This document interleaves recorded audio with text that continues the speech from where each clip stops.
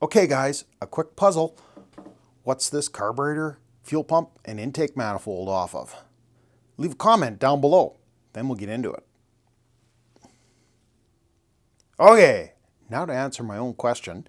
This is a Holley Model 94 carburetor off of a 49 to 53 flathead Ford.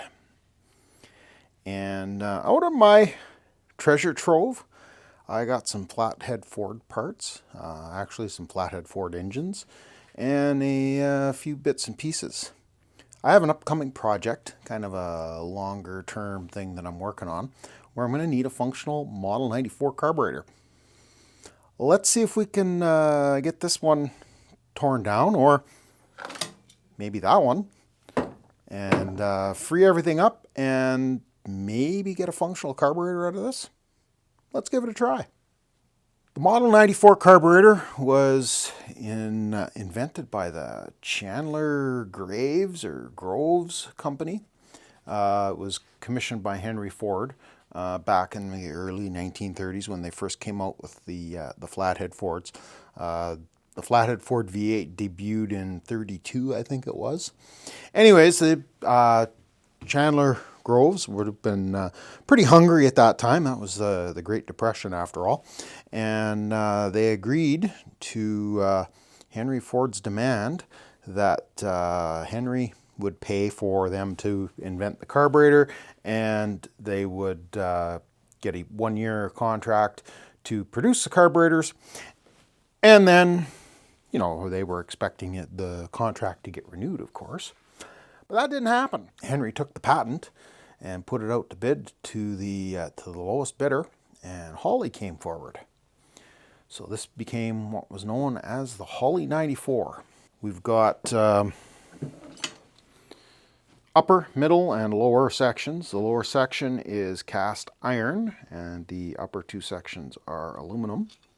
It's got a mechanical choke on the top. This one is actually kind of free. Although it looks like a single barrel carburetor on the top, it is actually in fact a two barrel. This is all seized up.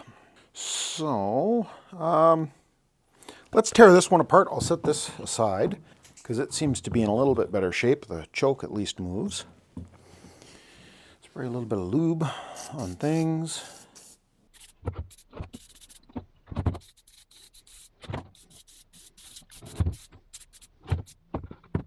There's a couple of different models of carburetors that were used on flathead Ford V8s. Primarily, it's a Stromberg 97 and this Holley 94. And the Holley 94 has the fuel inlet up at the top here, and the Stromberg 97 has it kind of going into the side.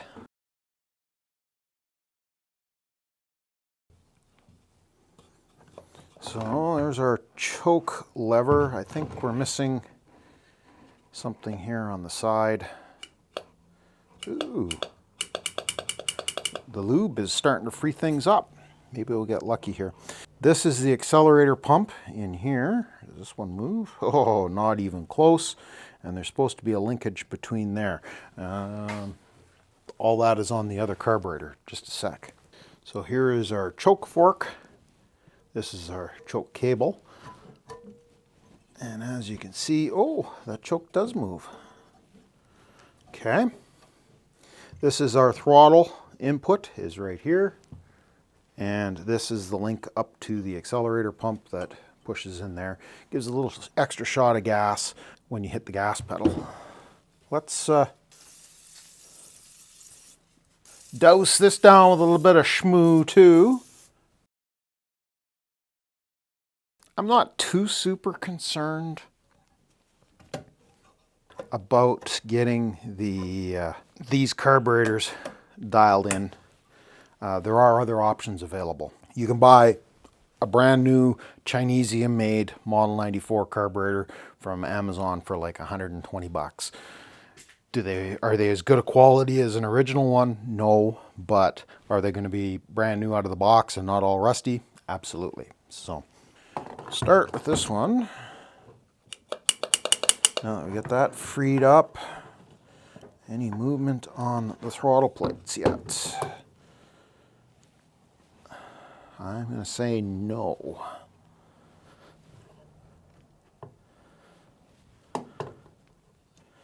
Might need a little bit of heat. Let me get a nice big screwdriver and we'll start pulling some of these screws out, take the cover off. See if this fits in there. Oh, hey, that comes out easy.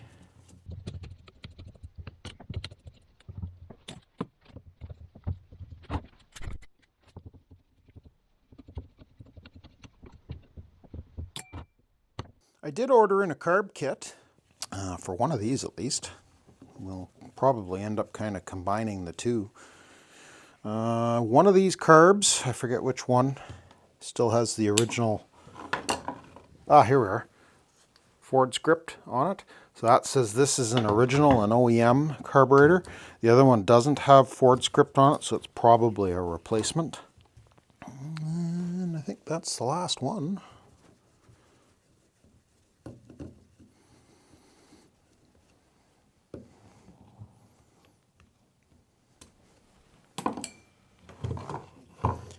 Well, that popped apart easy.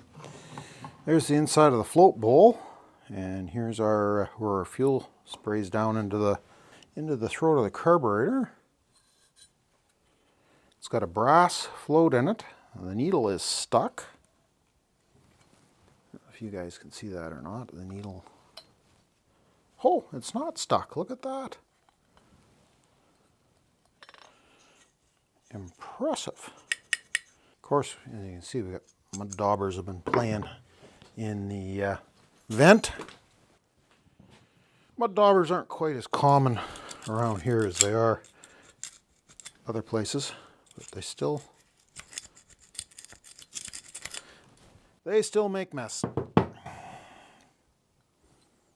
Good enough. Okay, here's our accelerator pump. And it appears to be pretty much, oh, it moves a little bit. Oh, look at that, it's going to come out. Absolutely shot.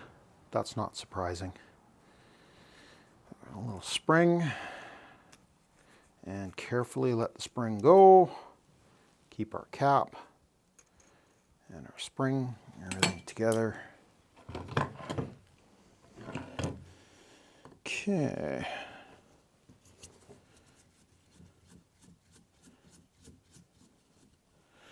Now, those are kind of dog bone assemblies, and they look to be essentially the same. And I know, watching other people's videos on overhauling these things, that sometimes they are different.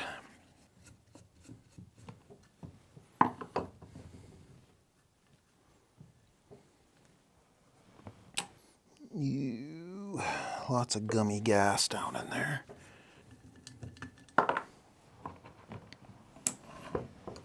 Okay.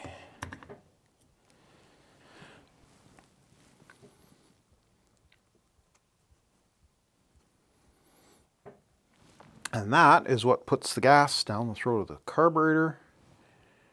Kind of creates the Venturi effect. This is our shooter from our accelerator pump. We need to pay attention to how it's put in there. Now we need to get the main jets out. And the main jets are down at the bottom of the float bowl here. And the fuel goes in and then comes up into these. And the way we get at the jets is we take these caps out.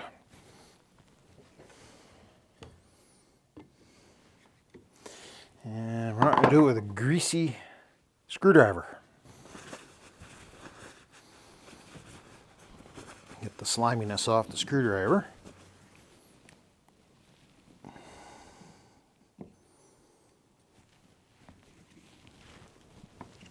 And those are stuck. There we go. Just need a little bit more leverage.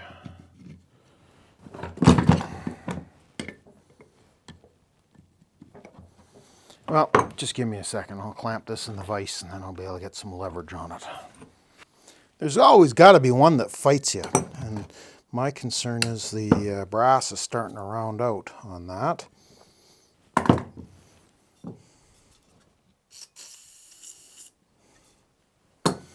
Give it a moment to soak in there. While we're waiting for that one to melt, let's see if we can get this. That screwdriver's not wide enough. Next size up. Try this one and see if it's better. The trick here is that we've got to fit in through this hole, but we've got to bridge across both sides of the jet and catch both edges. Otherwise, we're going to mess this jet up, and I don't want to do that. And it's being cranky too.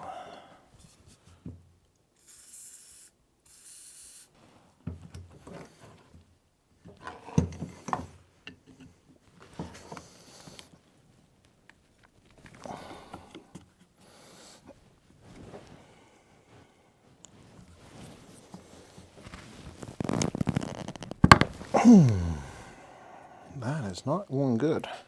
I need some heat, and unfortunately my torch that I should be able to just lay my hand right on is not where it belongs.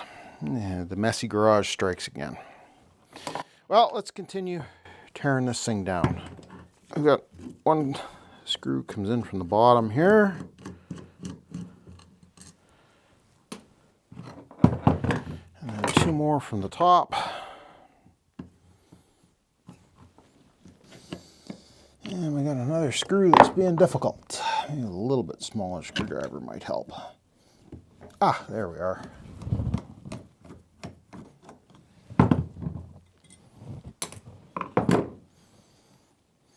Okay, there we are. That's the middle section. This is called the power valve.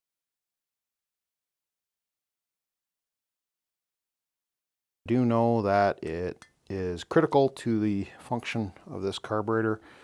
This thing will be an absolute dog if you have the wrong power valve in it. And one of the things you got to be careful of is a lot of the generic carb kits that come in for Model 94 carbs have the wrong power valve. They might be good for a car, but not for a truck. Huh. There's our Model 59 again. Model 59. Good stuff. Okay. What I'm thinking I'm going to do is we're going to, oh, there's the power valve there. That's the top of it. Let me see if I can get that to come out of there.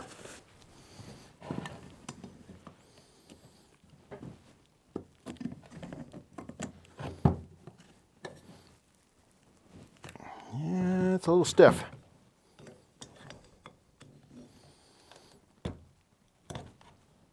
Oh, there we go.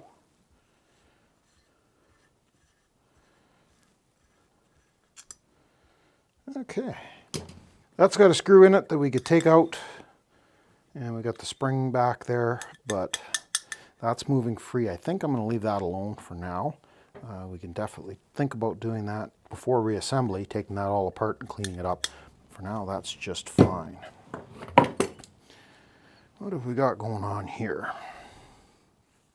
I think that cotter key's got to come out of there.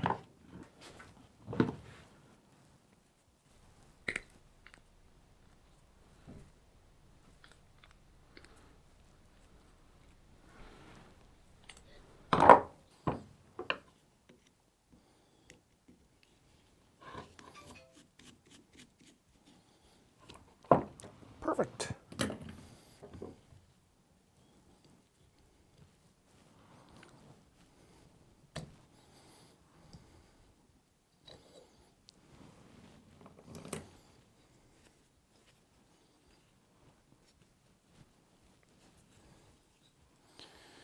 Okay, now I get a little bit of wiggle out of this, but I'm not getting any wiggle out of the cross shaft. So I think we're just getting some flex in the end of this, and that's dangerous. what we're going to need to do is convince these throttle blades that they want to move. Without damaging them, of course.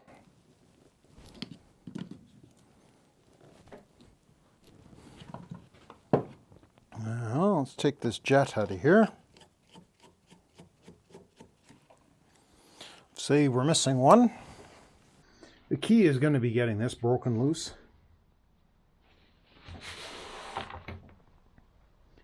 And I think that is going to take some heat and some penetrating oil, and heat and penetrating oil, and just keep working at it. Eventually it'll go, but that's not much fun for you guys to watch. What I think I'm going to do is I'm going to break out the ultrasonic cleaner, and we'll put some carb schmoo in it, and we'll put these things in, and give them a bit of a ride. See if that works its way down into the pores with a little bit of heat. Let me get all that fired up. I'll bring you back in a minute. It takes a while for this to warm up.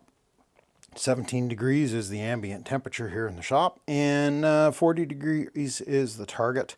I don't want to heat this stuff up too much. It is flammable. This is the different brands. This particular stuff came from Napa, but it's like Gunk sells it. It's that 1 gallon can. Comes a little, cleaning tray kind of thing, and works really well for cleaning carburetors if you just put them in there, but it works even better if you give it a little bit of heat and put it in with the vibrating tub. Let me get the needle and seat out of that. This main part can go for a dunk. We'll get the needle and seat out of that and put it in the other half. Hopefully it fits. Definitely don't buy a, what is this? 3 liter, something like that, capacity ultrasonic cleaner. Get the bigger one if you're doing automotive carburetors. They make one that's like twice that size. And that's honestly what I thought I was buying. I didn't realize I was getting this little tiny one. This is perfect for small engine stuff like snowmobile carburetors and lawnmower carburetors, that kind of thing. Perfect, but a little on the small side when you're trying to do a vehicle carb. Hey guys, we got the carburetor body and we got the carburetor base out of the carb cleaning solution. I sat in there overnight, and definitely it's softened up the gaskets, but that's still not really moving. I think I need to put a little bit of heat, but I did find the missing torch, and I got an idea for getting in on these jets to see if we can get them out of there. I would really like to get that taken apart. However, I did find some brake cleaner with a straw and some carb cleaner that would take a straw. So between those two, we should be able to clean out all the passages at least. Let me take these in the house, hit them with a little bit of water, rinse them off, and I'll be right back. Got them rinsed off. I got this nice shiny new scraper in 3 different flavors. Actually 4. The other one's got a razor blade on it. Give that a little bit of a cleanup. How's this bottom side looking? Looks pretty good. So you can see there's a passage that goes between the 2 barrels of the carburetor, and that goes up through into this kind of cover that goes over the power valve. So what you're seeing on the back side of the power valve is manifold vacuum. That's good to know. Now, what we need here is some heat, I think.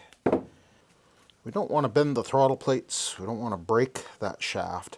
I did a little bit of research, and this piece is available. It's about $159. I forget the brand name, but basically this entire assembly is available, but it's made out of cast aluminum instead of cast iron.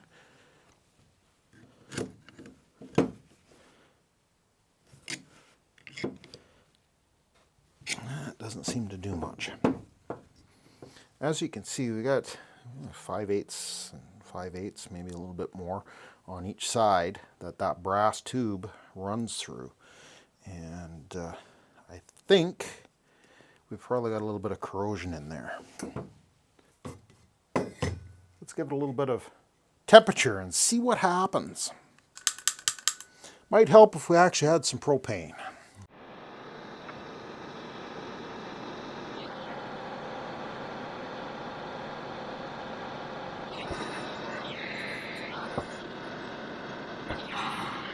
Okay, we got a little bit of heat in there. We'll cool it off with the penetrating.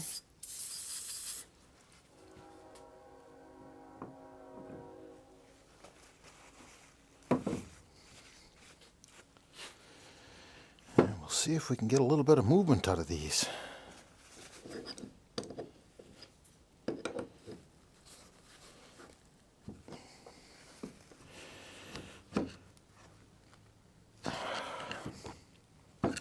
Whew, that is a little toasty to warm to hang on to. Let me keep working at this. I'm going to heat, oil, that sort of thing over in the vise where I can actually hang on to it. And I'll bring it back here and let you know how we made out. I just got it in the vise and grabbed on it. I haven't even really tried much. But if I grab onto the end here, you can see the first throttle plate is moving a little bit. The second one is moving a little bit, so this one is where we're stuck. I'm liking it.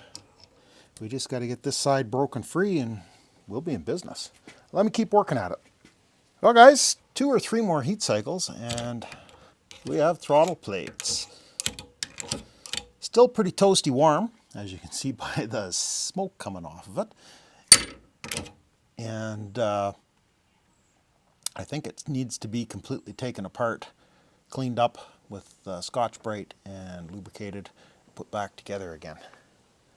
But definitely, that is awesome.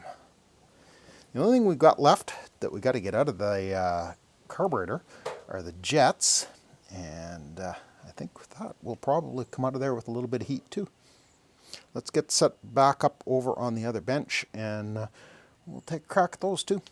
Had to get into some drastic measures. I had this old screwdriver kicking around and I've ground the width down so the blade just barely fits through the hole.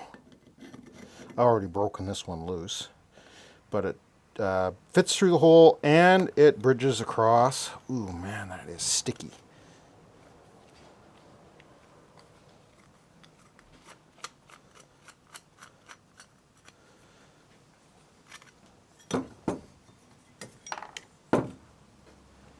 There's our main jet, and you can see they're a little bit chewed up. They've probably been out of there before, and it looks to me like they're completely blocked. I don't know if you can see through that or not.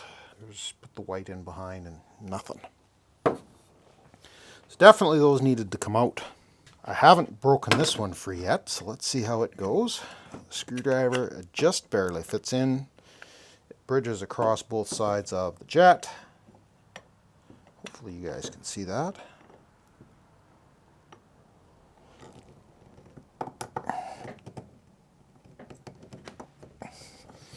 And there we go. That is definitely gummy.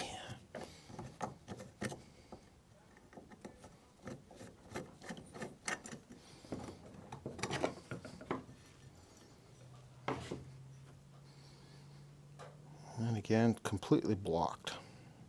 There's absolutely no way that that carburetor would have run. We've got the shaft all freed up, but I would really like to take it out of there just to make sure that everything's spotless. This is the way that the carburetor base fits into the engine. And I won't say 100% that this is the right way to do it. I'm going to say that this is how this one has been assembled. There's little divots. I don't know how well you guys can see those. Right here, and right here, right here, and right here. Those are on the top side, but the screws go in from the bottom. Now the tricky part with those screws is that they are typically staked in place. Back in the 30s or 40s when this carburetor would have been built, they didn't have things like Loctite. So they used, center punch and gave it a little bit of a stab so that it would stay locked down. Let me grab a closest possible screwdriver, and we'll see if we can get those out. We'll try a couple of different selections here and see what we can do. This fits the screw the best, but of course has the worst leverage.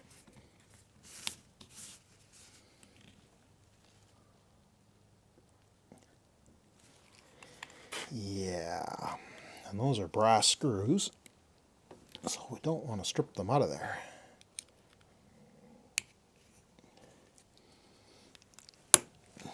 Well, there's one broken free.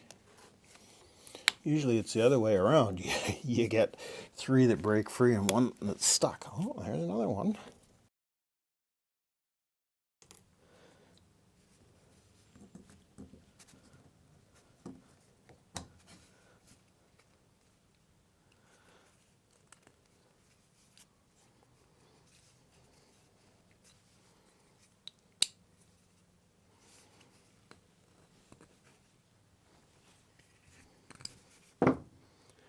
And there's our throttle plate. Now, supposedly there's some kind of bevel on these edges, but I'm not really seeing it. But there's those little divots that I was talking about. Okay, 2 more screws to go. That one broke free, I think. Oh yeah. They are certainly stiff. Okay, last one. Oh, it broke loose, I think. Yep.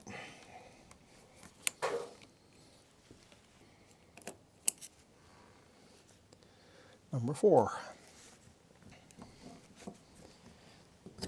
And there's our other throttle plate. Now, in theory, oh, there we go.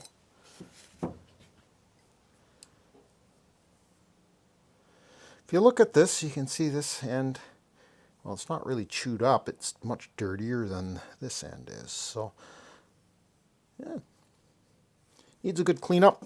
Take a little fine pipe cleaner kind of brush, go in and clean up all of the bushings in there, put a little bit of lube on them.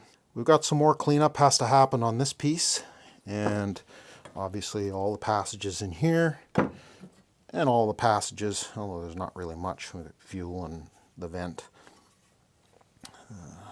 need to be done on this. I don't think I need to take the choke out of this. Everything seems to be working pretty well. Oh yeah, that would be nice to get it cleaned up a little bit better too. Maybe I'll pull that out. You don't need to watch that. It's going to be the exact same process that we just went through. One other thing to watch out for, I didn't pull this off, but maybe it's not this one. This just has a return spring on it. But there's one of these that has a detent on it. Ah, here we are. It would normally go on here. There's a check ball and a spring in behind it. And when you pull this screw out, that tends to want to go flying. We don't have that particular piece because this carburetor was missing some linkages, but that will be on the other carburetor that's down on the intake manifold there. And we will be getting that put together. I think this is as far as we're going to take this video. We got the carburetor all disassembled. I'm really happy with how all that came apart. Everything looks, you know, basically I think we've got enough pieces that we'll be able to put together a functional carburetor here. If you got this far in the video, give me one of those thumb up things, and maybe consider subscribing to the channel if you haven't already done so. We've picked up a few subscribers here in the last month or so, but I'd always love to have more. The more subscribers we have, the more likely we are to have the content shared around YouTube. So any help you could give me with that is appreciated. Thanks a lot for stopping by, and we'll catch you guys in the next Mass. Bye for now.